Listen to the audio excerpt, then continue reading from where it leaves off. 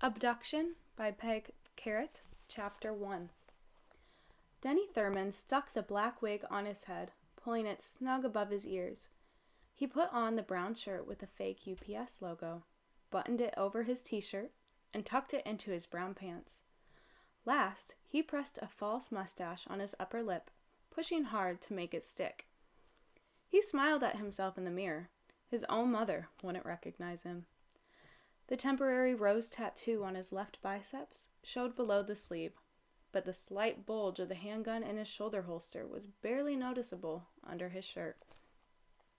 Denny hurried downstairs to his car, feeling nearly as excited as he did when he placed a bet.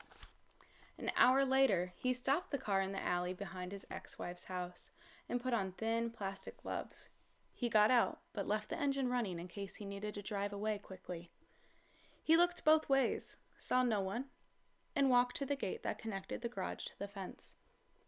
He reached over the top of the gate, feeling for a latch. Good. No lock.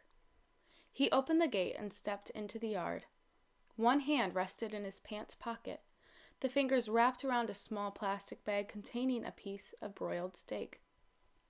With luck, the dog would come to him without the bribe. If that happened, Denny would have a steak sandwich for dinner tonight. He wished he could remember the dog's name, but Denny had never paid attention to the dog. He didn't care for animals, and 6 years was a long time. By now it might be a different dog. Denny's eyes swept across the small yard. Neatly mowed grass, a swing set, some burst of yellow tulips in full bloom, a bird feeder, and a bird bath. No dog, though. Surely Anita would have a dog. She had been crazy about dogs, and so had Bonnie. They both petted every mutt they met, acting as if each was the grand champion of all time. Anita even kept dog biscuits and a leash in the car in case she ever saw a stray in need of help.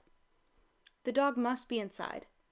Denny would have to pry open a door or window. He hoped the house wasn't wired with an alarm system. Denny walked toward the house, but stopped before he reached the screen door. His eyes swung to the corner of the house to a metal flap at ground level. A dog door. If he could coax the dog out the door, he wouldn't have to break in, after all, and wouldn't risk setting off an alarm. Denny stood outside the dog door and whistled. "Here, dog," he called. "Come get your steak." He whistled again. When no dog appeared, Denny pulled off a piece of the steak, pushed the door flap inward, and tossed the meat inside. Soon, the flap pushed outward, and an elderly black and white terrier waddled out. The once dark muzzle was gray, and the dog walked stiff-legged, as if his knees didn't bend well anymore. It's the same dog, Denny thought. He must be over 100 in dog years by now. Denny wondered if the dog would remember him. "Hey, dog," Denny said. The dog blinked, looking around as if unsure where the sound had come from. He's almost blind, Denny realized. Denny held the steak toward the old terrier. The dog sniffed, wagged his tail, and came closer. When he tried to take the meat in his teeth, Denny pulled it away.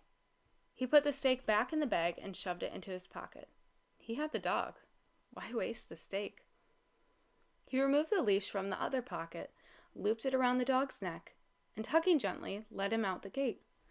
The dog followed willingly, but couldn't jump into the car.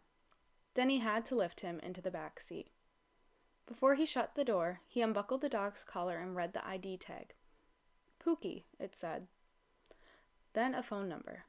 That's right, Pookie. Denny remembered now. Foolish name for a dog. The ID tag clinked against a rabies tag and a King County dog license as Denny tossed a collar into the weeds beside the alley. He opened the driver's door and slid behind the wheel. He glanced at himself in the rear-view mirror to be sure the wig and mustache were still in place. Satisfied with his appearance, he drove slowly out of the alley and headed for the school, removing the gloves as he drove. The dog whined and pawed at the back of Denny's seat. "Too late to cry," Denny said. "You're the bait now, Pookie, my boy. You're the insurance to make sure Matt gets in the car without calling for help."